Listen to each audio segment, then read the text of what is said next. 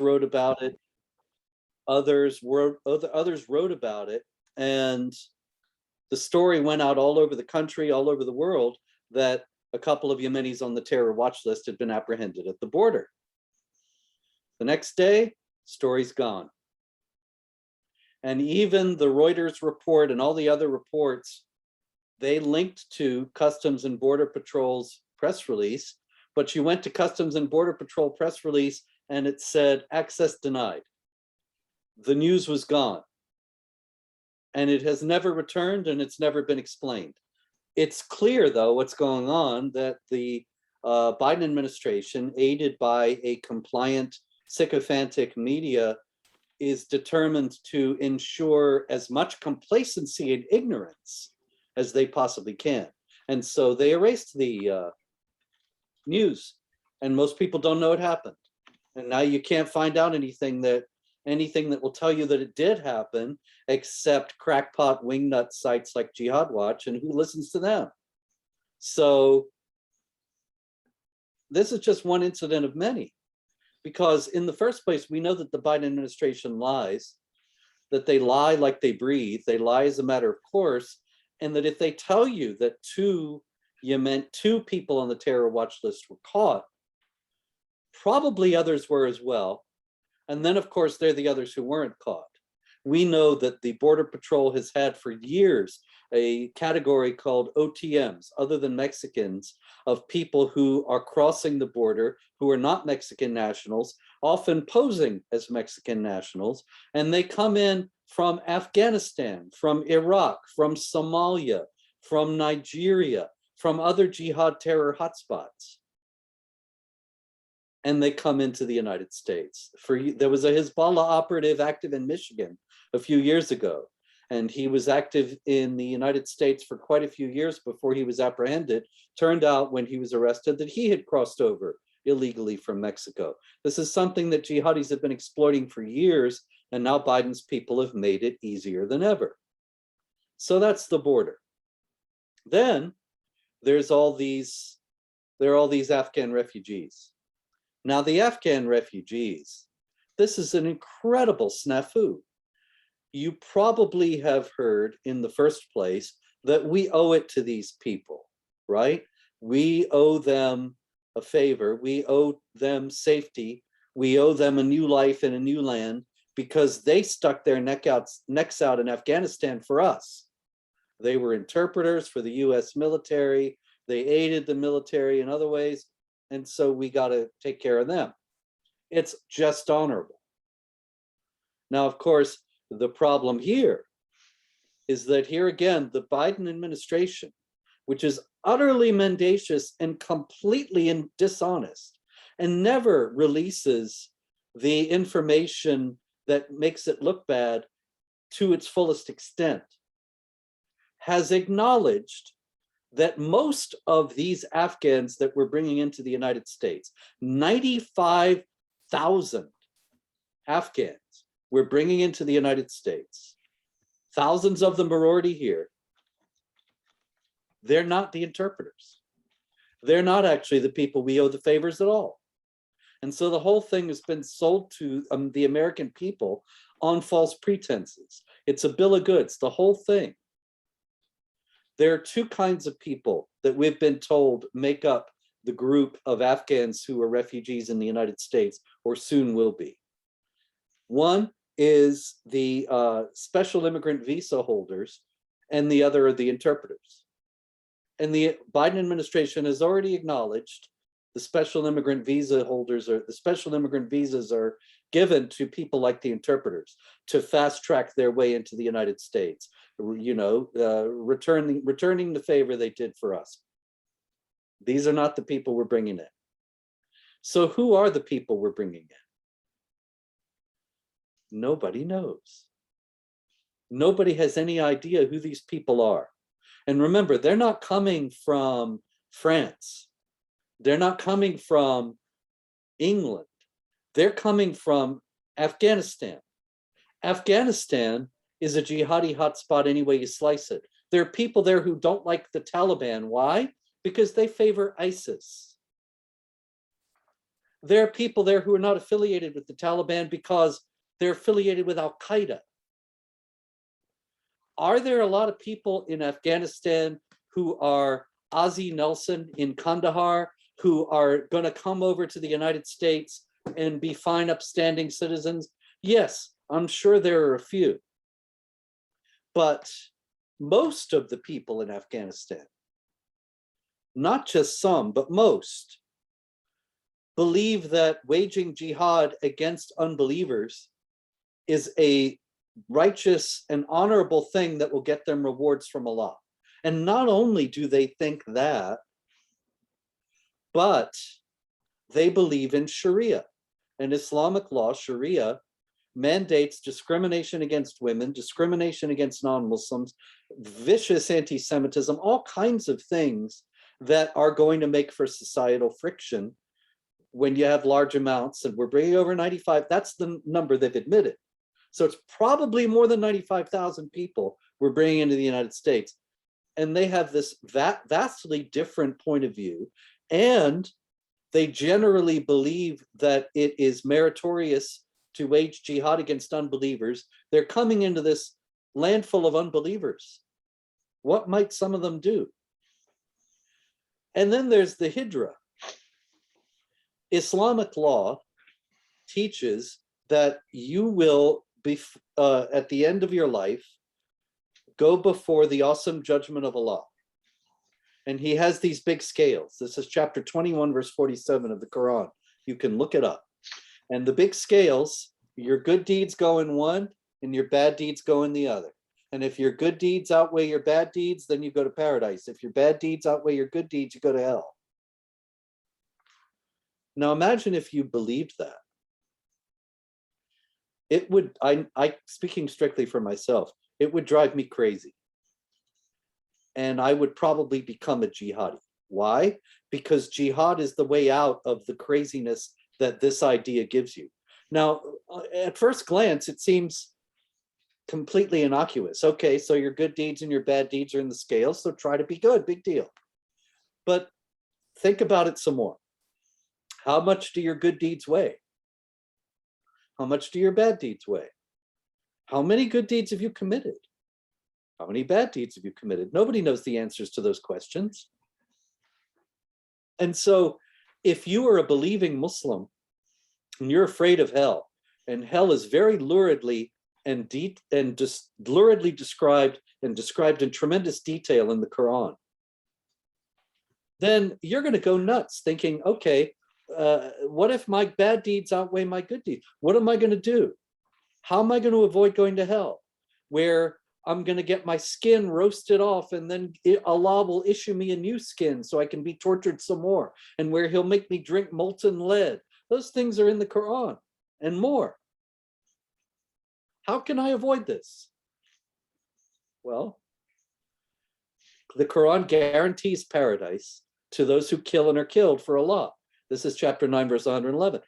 If you want to be sure that you're going to paradise, then strap on a suicide bomb and blow yourself up in the crowd of infidels, and you have killed and been killed for Allah. You're going straight to paradise. Do not pass go. Do not collect $200. You're all set. But maybe you don't want to do that. Obviously, that's very difficult. And most human beings love life, and they don't want to blow themselves up in a crowd of infidels, no matter what the inducements may be to do that. Most Muslims don't want to do that. It goes against everything that is part of human nature. So the Quran also gives you another thing you can do. Chapter 4, verse 100 says that if you emigrate in the way of Allah, then you will get great reward from Allah. Emigrate, you leave your country, you go to another country to bring Islam to it. You're not just going to the other country to get a good job or to be safe out of a war zone. You have to bring Islam to the new country. If you do that, you're going to get rewards from Allah. That's probably going to tip the scales in your favor. And so it's a very appealing idea to a pious, knowledgeable Muslim to emigrate in the way of Allah. As a matter of fact, that's the beginning of Islam. not when Muhammad became a prophet, not when Muhammad was born or died, but Islam becomes Islam according to the Islamic calendar. Year one of the Islamic calendar is when Muhammad emigrated, left Mecca for Medina, and became a military and political leader as well as a spiritual one. So you have all these people coming. Are some of them thinking that they're emigrating in the cause of Allah? I don't think there's any doubt about that. There's no way that could not be so, that at least some of them think they're going to bring Islam here, which means bring wife beating here, bring anti-Semitism here, bring jihad against infidels here. All these things are part of Islam. And some of them are going to be thinking that. The main thing is, though, we have no idea who these people are, as I said before. And I'll be very clear about this. Just the other day, the Biden administration had to admit, which is how it usually happens, had to admit under pressure, that there are 12,000 Afghan refugees in the United States now. They have already gotten here. And they are already being resettled in American cities. And they don't have any ID whatsoever. So they tell us on the news, you know, Jake Tapper and Brian Stelter and those guys will tell us these people are all being very carefully vetted. But the real story came out when Representative Darrell Issa from California went to Qatar, to a camp near Doha, where these Afghans are being processed and then brought to the United States. And he went with a congressional delegation, bunch of congressmen. They wouldn't let them in. They stopped them at Al Udeid Air Base in Doha. They wouldn't let them in to the camp where the Afghans are. Why not? Who knows? But in the course of their discussions with the military officials they were talking to at Al Udeid, they were told that these guys are coming into the United States with no identification whatsoever. They do not have any idea who they are. So how could they possibly have vetted them? They could not have possibly vetted them. There is no way you can vet somebody when you don't know who he is. Right. So they're going to check to see if these guys are jihadis. Meanwhile, these people are in the American military, which doesn't even admit there is a jihad. They don't know what jihadis think. They don't know what jihadis believe. I used to train military men in military officers, excuse me, in how to deal with understanding what jihadis believed. And Obama stopped that 10 years ago. So how are they going to know how to vet in the first place? And how are they going to check the backgrounds of these people and see if they're in the Taliban or in ISIS or in Al Qaeda? And remember also, there was a prison at Bagram Air Base in Kabul, the United States Air Base, Bagram Air Base in Afghanistan. And there were thousands, not just a couple, there were thousands of ISIS and Al Qaeda prisoners in it. And the US, under the Biden administration, left Bagram Air Base in the dark of night without telling even the Afghan National Army, our supposed allies, not telling them we were leaving, just up and left. And they get up the next morning and we're gone. The Taliban comes in not long after that, and they open the prison doors, and all these people go out, the ISIS and Al Qaeda guys, and not long after that, you see the long lines at the Kabul airport, people trying to get on the transports to the United States. Who got on the transports but the strongest, the most ruthless, the best armed? Why? Because you got a huge crush of people. How are you going to fight through it unless you're tough? Unless maybe you're a jihadi, unless you're a young man of military age who can overpower the other people in the line and get to the front. So any number of ISIS and Al Qaeda guys is likely among these people. We don't know who they are. And meanwhile, then we have the enemy within. Now, you might think I'm talking about the Muslim Brotherhood or something. No, I'm talking about the Catholic Church. Pardon me if you're Catholic, I'm sorry, I don't mean any offense, actually. I'm talking about refugee resettlement. The Catholic Church got, at last report, $95 million a year for refugee resettlement from the United States government. And so they have 95 million reasons to press the US government to bring in more refugees. There has never been any indication that Pope Francis or the bishops in the United States have any idea of what they're subjecting the Western countries to when they push for mass migration. They have a huge financial incentive to push for mass migration, and at the same time, they guilt trip Catholics and other people into thinking that they have to be in favor of this because otherwise they're not welcoming to the stranger, and that's a gospel virtue. So all these people are being brought in. Catholic Charities is resettling them. I saw a story the other day. They're giving them furnished apartments in Kansas City. Now, wouldn't that be, I'd like a furnished apartment in Kansas City. That would be nice, you know, but nobody's offering these kinds of things to American citizens. There are plenty of people who are in need in the United States, plenty of people who are homeless. I'll send you a new one, okay? Who are poor, all kinds of things. It's not just that only these people are in need. There are plenty of people right here already who are in need, but somehow they have taken precedence. So you get set up, you're an Afghan refugee, you're a jihadi, you get a nice furnished apartment in Kansas City, you get settled, you scout out the area, you find a good place, you wait, you carry out a jihad massacre. How possible is that? How likely is that?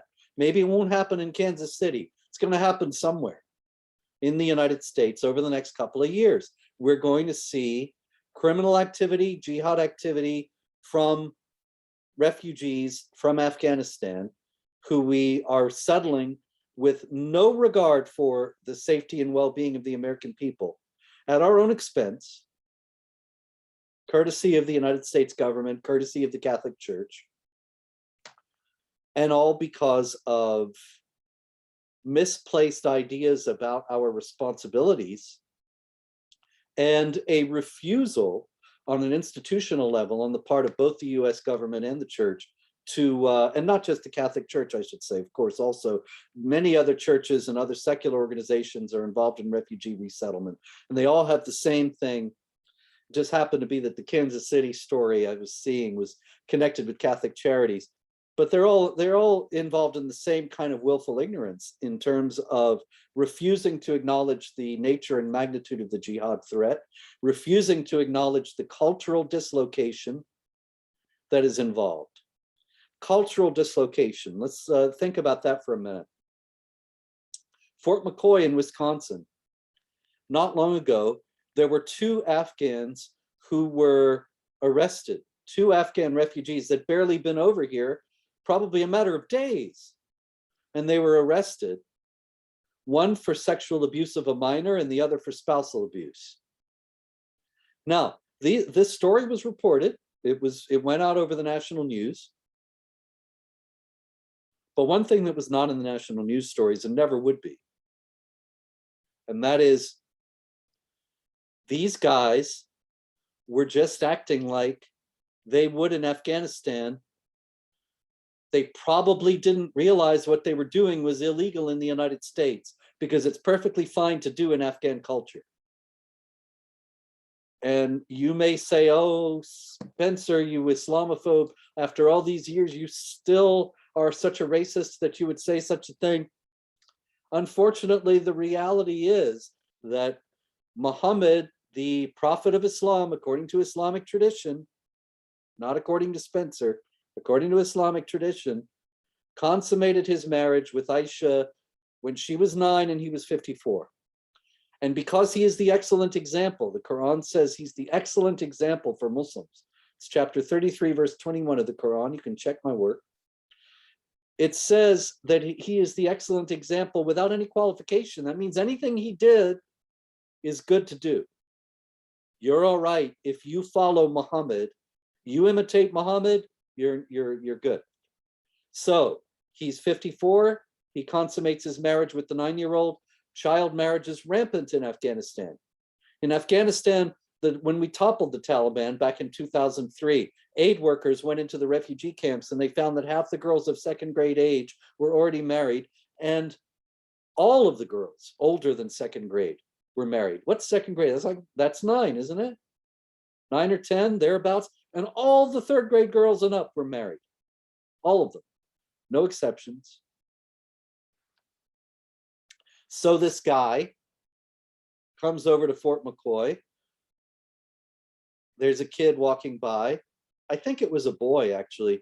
And that is another thing that's allowed in Islam. You know, the boys like pearls are there with the virgins of paradise. It's in the Quran. Bachabazi is something that is it's the practice of essentially pedophilia, widely practiced in Afghanistan. And the American troops were told, don't bother the Afghans, our allies, when you see them doing this. It's their culture. Let it go. So he came over here. What's the big deal? He probably did it many times before in Afghanistan. I'm sure he was totally surprised to end up arrested for doing something he figured was like taking a walk in the park. Same thing with spousal abuse. The Quran says, good women are obedient. As for those from whom you fear disobedience, mind you, it doesn't say as from those who are disobedient. It says from those from whom you fear disobedience. So, you know, if your wife is giving you the side eye and you think she's getting a little out of line and you think that maybe tomorrow she might disobey you, you can beat her today. It's in the Quran, chapter 4, verse 34. So this guy beats his wife in Fort McCoy. Here again, I'm sure he was shocked when he got arrested. As a matter of fact, he probably had contempt for those arresting him, because it has been this is one aspect of Islamic polemic against the West, the non-Muslim West, that has been little remarked upon. And that is that Muslim polemicists in the Islamic world, not in the West, but in the Islamic world, they tend to say that Western men are soft. They don't even beat their wives. They don't dare. They're afraid of their wives. This goes back to the Crusades, as a matter of fact. You read Islamic literature of the time of the Crusades, and they say the Franks are soft men. They're easy to beat. They're afraid of their wives even. They don't even beat their wives when their wives give them lip. So this guy does this, and he gets arrested. Now, we have 95,000 Afghans at least that we're bringing into the United States. How many more of them are going to commit sexual abuse of a minor, spousal abuse?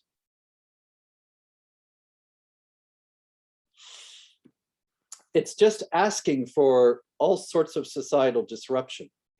And of course, nobody talks about this. Nobody can say a word about this because it's racist, bigoted, and Islamophobic to do so. And so, you know, I saw this story in Kansas City that I mentioned before, and there's a photo with the story of these Afghan girls with the hijabs and the long skirts down to their ankles, playing ball with some kids, 12 years old, thereabouts, in Kansas City in some gym. And it's all so great. I'm sure those people in Kansas City are so pleased with themselves and think that they're doing this wonderful, generous, righteous thing in trying to make these people feel at home and get settled in their new land. And they have no idea what's coming. And they have no idea what the people that they're being so friendly to are saying about them behind their back.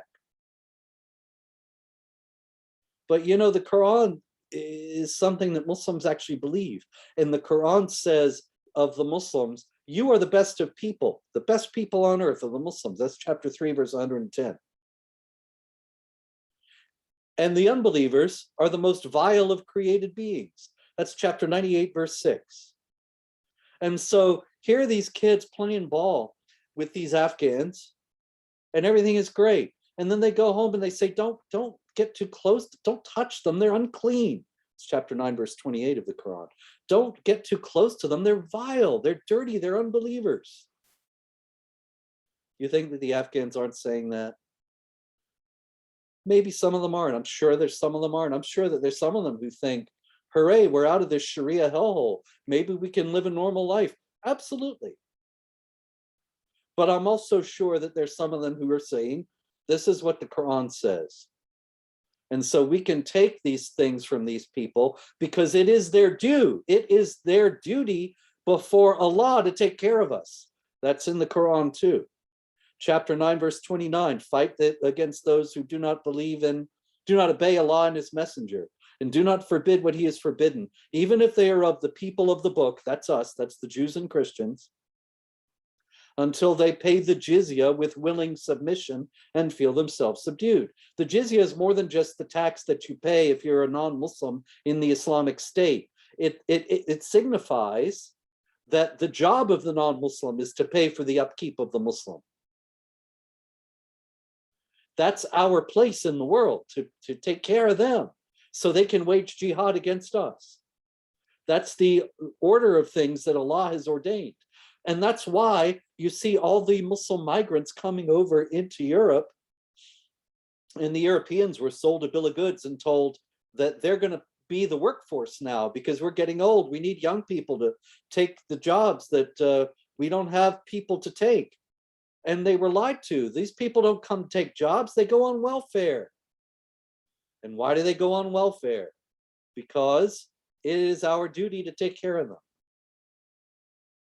And if we don't pay the jizya outright, then we give them welfare payments, we give them furnished apartments in Kansas City, and so on.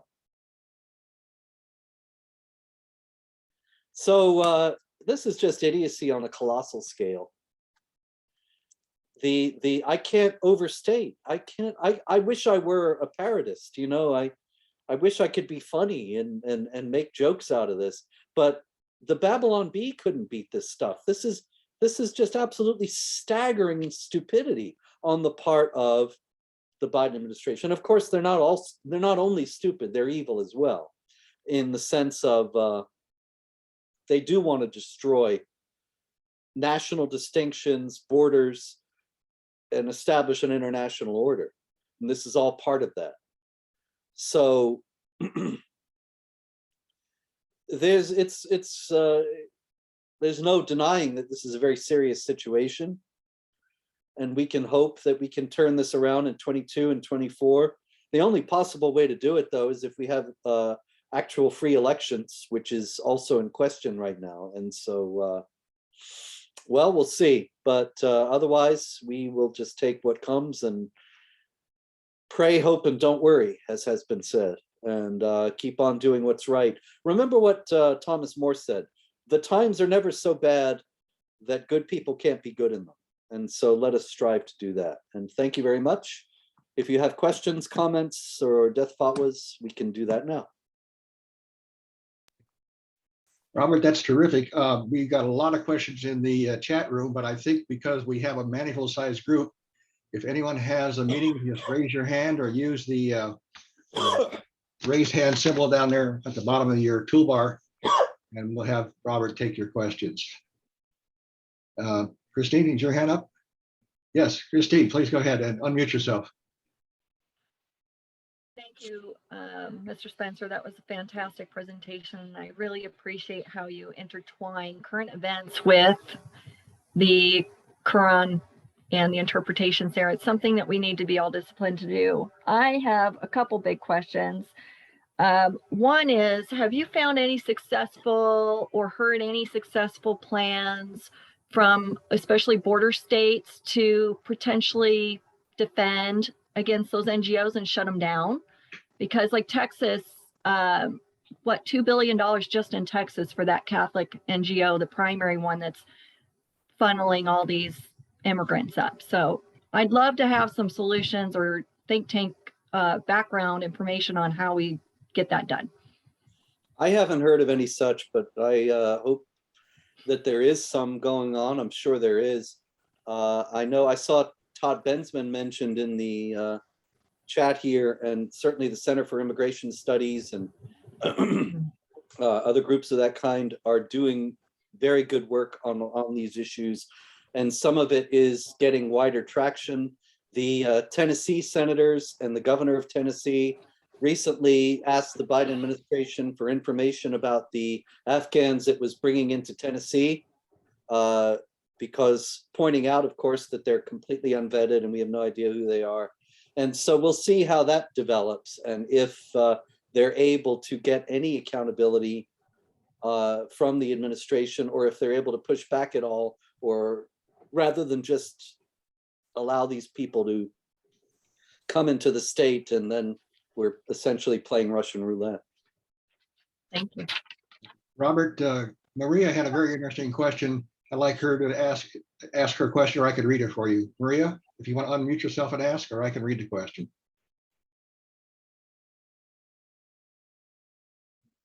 Okay, can you hear me? A little louder, closer to the mic, please. Okay, I might have to be like right. You're gonna see my face really close. Can you hear me any better? No, it's a little light. Let me read it for you. It says Muslims are infiltrating the law institutions, lawyers. Hold on, I get the right one here. Skipped on me here. Isn't welfare very much a part of the Islamic culture? The 7%. 7th century. Is it part of their culture? Welfare, you mean? A U.S. welfare for immigrants. I'm not sure I understand the question. Can you explain to me what you have in mind? Maria, you say the 7-cent caliphate story, if I spelled that right. I don't know what the 7 cent is you're referring to. 7th century. Yeah, that part I got. Okay. I don't understand what you mean is welfare part of Islamic culture. I mean, I explained before about the jizya and how the idea that non-Muslims owe the Muslims upkeep, that's very much part of Islamic culture. And Okay. you look at the history of jihad. You could read my book, The History of Jihad. The history of jihad is full of accounts of Muslims conquering various countries, and then they get the non-Muslims to pay the jizya, and as the non-Muslims are bled dry, as they grow poorer and poorer and their community is smaller, then the conquest has to continue so that the revenues don't fall. And actually the decline of various Islamic empires is correlated to the lack of conquest, the exhaustion of the subject communities, and thus the loss of the economic base, because it's all based on the tribute paid by the non-Muslims. Yes, Robert, you answered that correctly. I misspoke. She asked it as a question, Spencer, isn't welfare a very much a part of the Islamic culture? And obviously you said yes and explained how in good detail. I have a question for you, if you could. The judges across the country, we get such a mixed bag of decisions that are favorable or unfavorable towards Sharia law or Sharia interpretation. Do you think that is just sympathetic, uneducated people, or is there an infusion of jihadist, Islamic supporting mindsets in the judicial system today? Well, in the judiciary, you've got judges that you can roughly classify by the administrations under which they were appointed. So they generally follow, not always, of course, although the ones who don't follow the general line of the presidents who appointed them usually are going to the left. We never see judges who were appointed by leftists become conservative. And that, you know, when that keeps happening and happens again and again and again, you got to wonder, are these people being threatened? are they being blackmailed? Are they being manipulated in some way? Yeah. Because otherwise it's inexplicable that, Trump went through so much trouble to appoint these judges to the Supreme Court, justices, and immediately they turn and start to espouse the positions that he was supposedly trying to prevent from being espoused. You gotta wonder. But anyway, the thing about leftist judges in general, Obama judges, Clinton judges, of which there's still quite a few, even Bush judges to some degree, they don't know anything about Islam. And they understand that Islam is a religion of peace, and that there are some Islamophobes, hate mongers in the country, like Spencer and Brigitte Gabriel and so on, who think that Islam is some kind of a problem and oppose Sharia. And Sharia, as far as they don't know Sharia from Shinola. The only thing they know about Sharia is that it's Islamic religious law, like Jewish law or canon law for Catholics. And so they think that these racist, bigoted hate mongers oppose this religious law just because they hate Muslims. They don't have any idea about how Sharia is a political, authoritarian, supremacist, and violent legal code. They don't know any of that. And so they see opposition to Sharia or opposition to a mosque, and they think it's just bigotry and racism and hatred. And so they rule accordingly. Christine, I thought you had your hand up. Do you have another question? If not, I have one. Yeah, unmute yourself, please. Really quick, two-part question. What's your estimate on how many radical Muslims are crossing over that border? What's your percent of the total that are coming over? It's really hard to get to that number, to split it out. Yeah, I don't even want to give you a guess, because it would just be a total guess. There's really no way. No one knows, right? Nobody knows. That's the problem. It's not just that I don't know, it's that Customs and Border Patrol doesn't know. Yeah. Joe Biden doesn't know. Of course, you can say that about everything. Nobody knows. And so it doesn't even take very many to wreak havoc. Remember that 3,000 people were killed on September 11th, 2001 by 19 hijackers. And so when we think about the southern border, have 19 jihadis crossed? Almost certainly. Have 38, 76? Almost certainly. And then we got 95,000 Afghans. That's a lot of 9/11. That leads me to my second question. You have any insiders or friends that have provided to you any of the vetting procedures that they're trying to I'm sorry right now? I have no insider friends. I used to. We're all on the outside. A lot of years have passed here, and the Obama administration particularly worked hard to weed out opposition and politicize the intelligence agencies and law enforcement agencies. And I thought, I was naive in 2017. I thought, well, now this is going to turn around under Trump. Mm-hmm. It didn't. Instead, those agencies that had been politicized under Obama went to work against the new administration. Yeah. And now they're just continuing business as usual. I don't know anybody inside.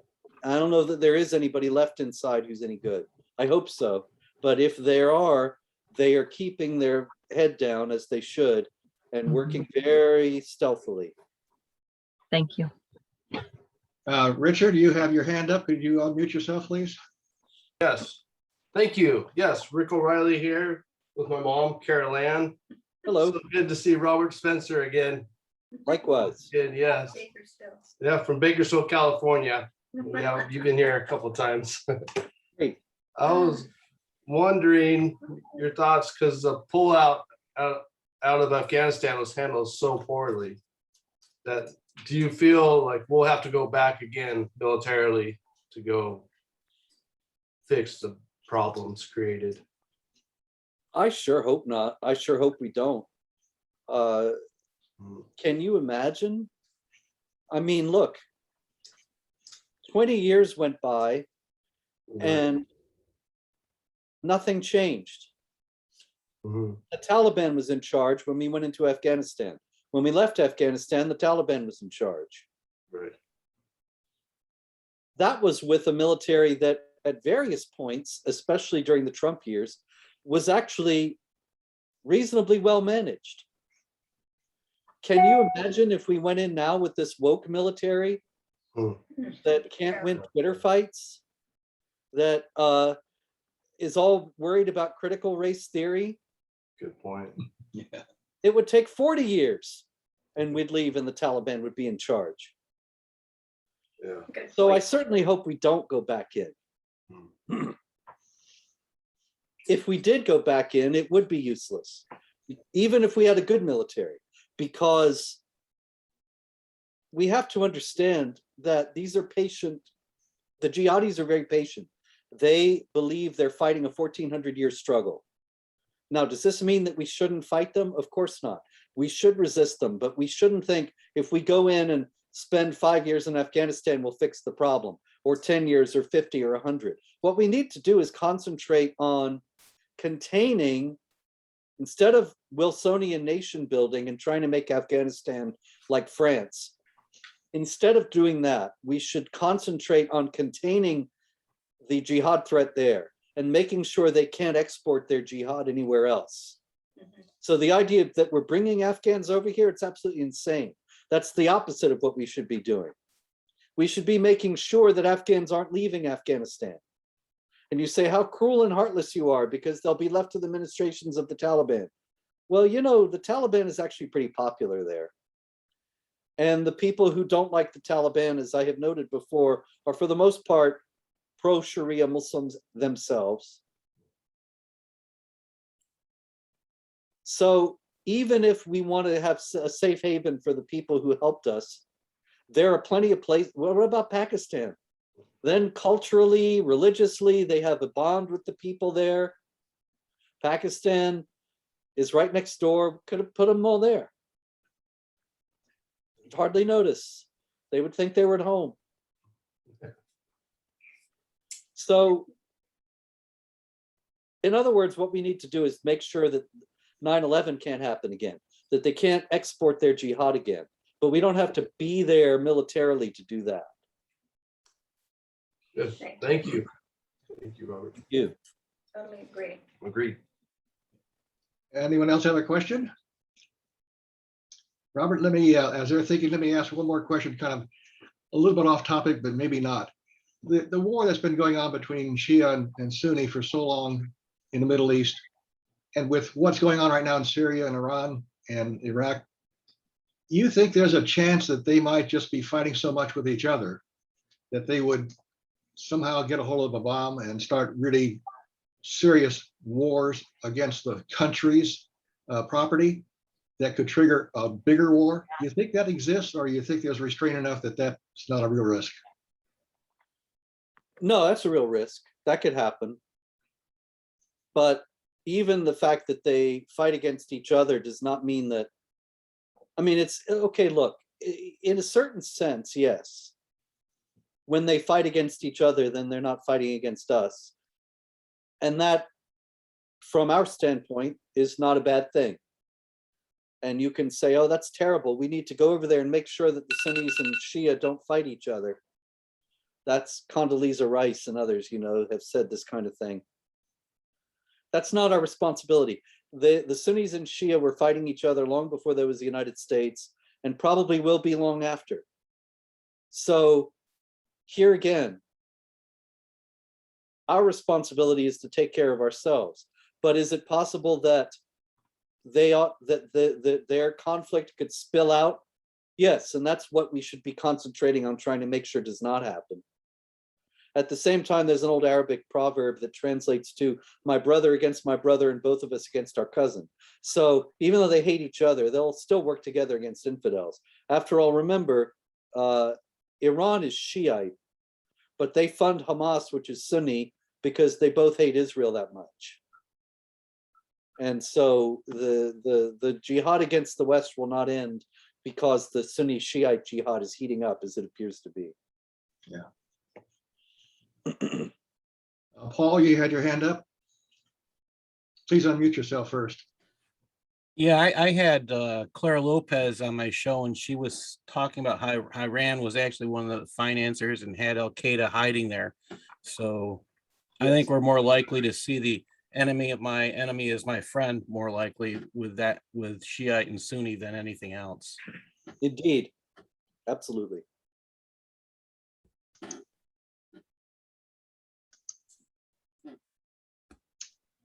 Anyone else? I don't see any other hands up. Jim. Hey, it's Jim. Hey, Robert. Hi, Jim. Good to hear you. Great to see you. See you. I got to go actually to another meeting, but before I go, I wanted to ask, my view of Afghanistan is that it's actually going to be much more stable now, not because the Taliban have taken over and so much, the other organizations are not very well able to fight them, but because really people who are going to be in charge now are communist China. That's my view. I'd like to hear what your assessment of that, because I think that's really what happened. We hope so, but there might be a few bumps in the road for them. Interesting note, yesterday there was a story out of Pakistan. And Pakistan is also, of course, essentially turning, China is turning Pakistan into a satellite and trying to make a crescent, so to speak, of Pakistan and Afghanistan, and then put pressure on India. Yeah. But the Chinese workers in a plant in Pakistan were attacked by the Pakistani workers because the Pakistani workers thought that something that they were manufacturing, I've forgotten what, but anyway, they thought it was blasphemous. And so they were enraged and start beating up the Chinese. And I think, well, this is interesting. We can grab some popcorn and see what happens here. How are the Chinese gonna react to that? And how is that kind of behavior, which is certain to continue, of course, what kind of impact is it gonna have on China's plans? And that, I think, it bears watching. Thanks. I gotta go, guys. Thanks. Good to see you, Jim. You too, Robert. Okay. Jim Coley, I look like, were you waving or do you have a question? You need to unmute yourself. I'm so used to classrooms where I had to be quiet. This is terrific. Thank you very much, Robert, for your talk today. One thing I've thought about is the situation with Israel now with weakened support from the Biden administration, how that will play out. I had heard a thing on, well, actually it was a church where they had a thing called Prophecy Update. One thing they had headline they featured was that Israel is parking F-35s in Azerbaijan. That it's intended for a possible attack in Iran against nuclear facilities. So I don't know where this is going to lead to, but I tell you, when it comes between the Jews and Muslims, it's such a volatile situation. Yeah, it's interesting. Azerbaijan, of course, is a Muslim country, but it is at odds with Iran because Iran has a significant Azeri minority population that they want to keep at bay. They want to keep them from getting too restless and thinking, hey, there's this independent Azeri country right across the border. We could join up with them. And so they're very nervous about the Azeris, very hostile to Azerbaijan, which gives an opening to Israel to deal with Azerbaijan. It may be that there will be more Muslim countries entering the Abraham Accords, actually, because of the shared threat of Iran. And so the Biden administration, by appeasing Iran, may end up actually aiding Israel in the long run. We can hope that would be a good outcome. Yes. We have about 7 more minutes before the meeting goes. 3 questions. One is from on the board, Maria, whose microphone is not working. She asked, the problem is that there are members of the PA, I mean Palestinian authorities, I'm assuming, in the Parliament of Israel now. Was she referring to one of your earlier comments, Robert? Yeah, they're not just in the parliament, they're in the government. Mhm. They've been in the Knesset for a long time. Not members of the Palestinian Authority as such, but members of Arab parties that have made no secret of their distaste for Israel and desire to destroy it, even though they're in the Israeli parliament.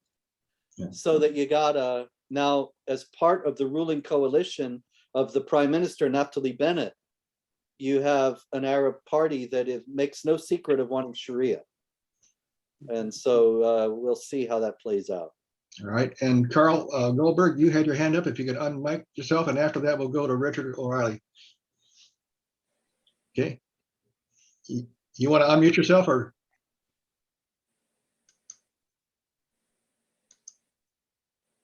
Okay. Christine, can you unmute him? There we go. I was just greeting you, Robert. Hello. Thank you so Oh, much. good to see you. Thanks for being here. Okay. And Richard, you had your hand up? No question here, Bob. Just thank you so much. Honda. Okay, we got one gentleman joining us very late, and unfortunately, he probably hasn't had a chance to hear this wonderful. Philip Special, you want to unmute and ask a question? Sure. Sorry, Bob. I mean, one of the many ways we're getting hit, as Robert was just talking about, is the refugees. And according to the definition of refugees, they should be relocated in a bordering country, settled there until they can be settled back to their own country. So by bringing them here and putting them on a permanent for life welfare, housing, food, education, they are doing exactly what Robert mentioned. They're bleeding the non-Muslims. That, along with what the left's doing to our budget. I mean, we're getting hit so many ways, and I am leading to a question. But I mean, even the defunding the police. Our local police is our first contact with suspicious activity that sometimes leads to the arrest of these people planning and plotting. Our energy and oil policy, where we were the leading energy and oil suppliers under Donald Trump, that's been taken away. So we're getting hit on all fronts, as you can imagine, and I can talk for another hour about all the other fronts. And as we spoke yesterday, Robert, I asked you if there's any type of recommendation or suggestion you could say, what could we do in terms of actions, of activities? What can we possibly do to stop on, maybe focus on one of these fronts and just focus on that? But what can we do as an individual? I would say the main thing that we can do, we all must do right now, is work for election integrity and for the end of the mail-in balloting, for the end of all this massive cheating, so that we can have fair elections. And if we have fair elections, I'm confident that the American people will vote the political class out and bring in people who will start to tackle these problems instead of making them worse. So I would say, if you have anything you can do to work for that over the next year, that's what you should focus on. Unfortunately, a lot of times that gets tied up in legal proceedings, which takes years and years and years. And I'm afraid the damage is going to be done. We got to keep trying. It ain't over till it's over. No, we're going to keep fighting. Thank you, Robert. Robert, thank you so much for a very stimulating and timely presentation. You have stirred the minds of all of us, I'm sure. For those of you who are interested in knowing more about Act for America Mission Viejo Chapter, Christine, can you put up the slide 9? And we'll take a look at that as we close our meeting here. And while she's doing that, I want to also mention that if you're interested in knowing more about Act for America, if you're not familiar with the national organization, you can go to the website, which is www.actforamerica.org. And last but not least, again, thank you all for taking the time to attend today's meeting. And for those who are not familiar with Zoom, you have to leave the leading, there's a little leave message or exit in the lower right-hand corner. Thank you all so much again. Be well. God bless. Thank you, Bob. God bless. Have a good night. Thank Good you. night. Good night. Good night, Bob. Thank you much. This Thank was you. a great meeting. Good night. God bless America. Indeed. Exactly. Good night, everyone. Christine, thanks so much for all your good work. Thanks, Christine. Good job, Bob. Okay, excellent. Carl, good seeing you again. Good seeing you too, Bob. Thank you. Thanks, Bob. Okay, Larry. Yeah, I had a little technical difficulty there, but I don't know why. I couldn't pull it up on my iPad. I had to just Yeah. use my phone, which is Well, really because- weird. Yeah, because of the technical problem, I lost my mic 30 seconds before going into the presentation. So I didn't get the recording started at time because I was fussing around with trying to find out how to get my microphone back working. So Yeah, no problem. Say, it is recorded, but it starts about 8 or 9 minutes into the start of this. Everyone Yeah. should remember to go to Robert's site, jihadwatch.org, to get his books and donate to help him for his cause also. right. One last thing.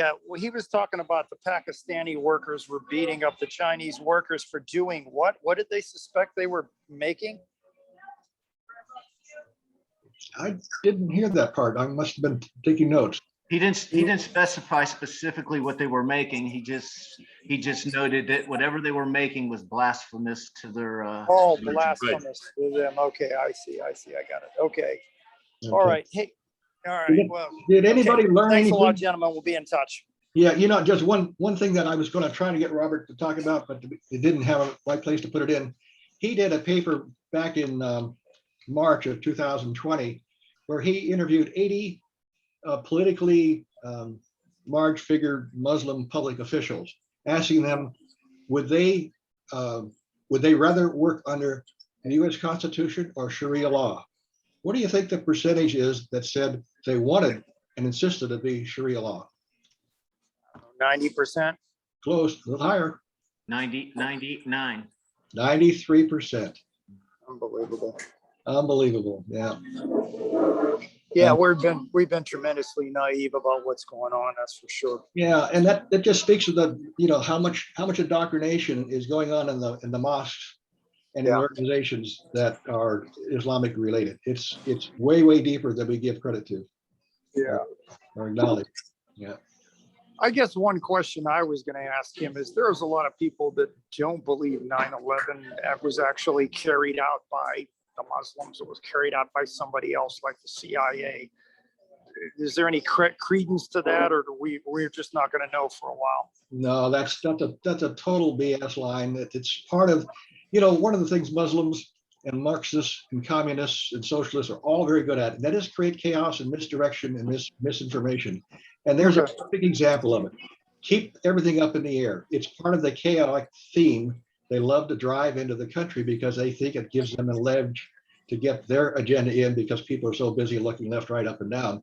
They're not paying attention to what's going on in front of them. I mean, look at the evidence as to who came in. It's unbelievable. Yeah. Well, yeah. Then you have somebody like L. Lynn Wood, who would normally have this tremendous credibility, saying that it wasn't done by airplanes. I mean, that's just Right, bizarre. I'm like, what is that about? Yeah. So I don't know. Marion, Well, anyway, yeah. Thanks, Bob. I got to run, but I appreciate Okay. it. Take care. Thank you. Be in touch. Marion, you had your hand up, I thought. Yeah, because a lot of people in the Arab world to this day still believe that the Jews did 9/11. Oh, yeah. And people have been surveyed in the Middle East. The majority believe that. Sad but true.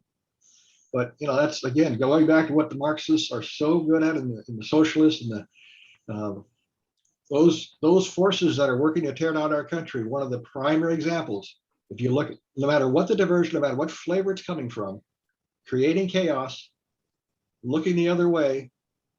The story that they're putting out isn't the real story. The whole story is they want to have a revolution, and they'll do anything to stir up the pot to keep everybody off balance. That's the game. So what you see on the mainstream media, don't believe it. Don't believe 99% of what's coming out there because it's all controlled news. It's funneled through social networks, through mainstream television, through people who are in positions of authority, who are respected, but they are working on their own agenda. It's coming at us from so many directions. And it's so easy to fall and believe it. And it's just be terribly skeptical about almost everything you hear today. Just remember, they've got one big goal in mind, and that's to destroy this country and turn it socialism, ultimately to make it communism, to make it run by a tyrannical government. That doesn't make a difference whether you're talking about Marxists or communists or socialists or Islamists. All of them defeat America and its greatness and what it's built on. And that's what we've got to protect. And the we have to mainstream- stop- we the have to mainstream stop using media. stop using the soft word socialist. This is a communist takeover. Absolutely. Let's not let them get by saying progressives or socialists. This is communists. Yeah. And so they're Absolutely. admitting socialists now. So what 5 years from now, they're going to admit communists? Well, let's just start Yeah. calling it communists right now. Yeah. Well, we got a lot of risk going on between Taiwan and China, what's going on in the Middle East, what's going on between the Sunnis and the Shia.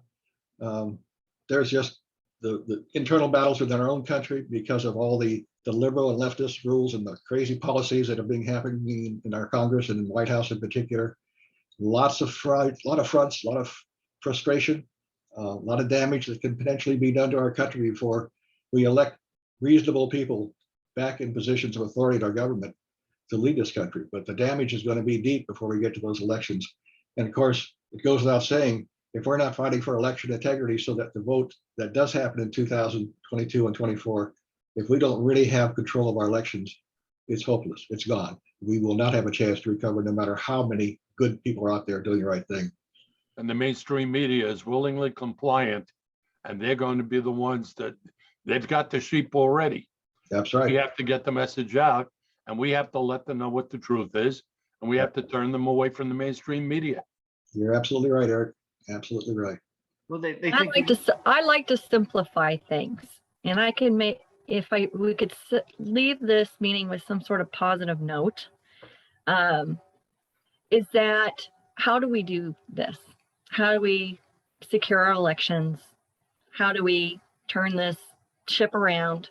How do we prevent next year looking at a democratic socialist America? Because that's their agenda this year, right? And it's really simple, guys. We've got to raise our numbers. We know that over half our country voted for Trump, right? They're all waiting on the wings, waiting for leaders to gather them together under their wings and point them in the right direction. And the most simple thing that we can do is to send real grassroots thunder and lightning to the Hill and to our state capitals. We have all the power. We have all the numbers. And what Eric was saying about the media being complicit, if we're silent, if we're not engaged, we are complicit, right? And that's the thing that we need to tell our family, our friends, our neighbors. We need you to take, here's a action tools, takes you 2 minutes, sacrifice. I don't want to hear how busy you are. I've got a 2-minute task for you. Help us take back America. We need to do that rally cry, asking massive numbers to do the simplest things. And that's how we take it back.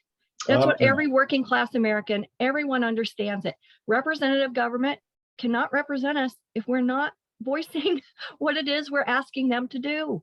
So give them a spine, give those guys in those elected seats the spine and the courage through our groundswell grassroots approach. That's how we take this country back, is when we the people start acting like it.